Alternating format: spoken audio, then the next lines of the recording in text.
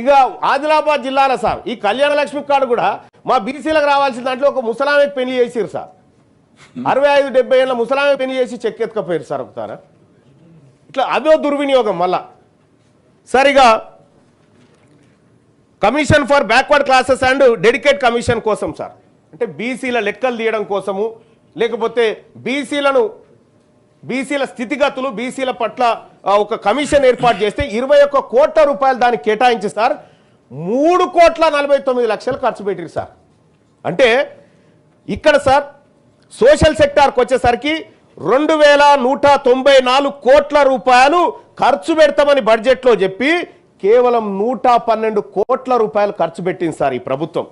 ఇక అలాగే sir constructions of Bhavan sir, ఇక మాకు అనేకమైన భవనాలు, కుర్మ భవనము, గొల్ల భవనము, మున్నూరుకా భవనము, ఇట్లా ఎక్కడెక్కడి భవనాలన్నీ గతంలో ఆ ల్యాండ్ అలకేట్లు చేసినారు సార్. ఆ మూసి పక్క పొంటి ఉండేటి అన్ని మాయే.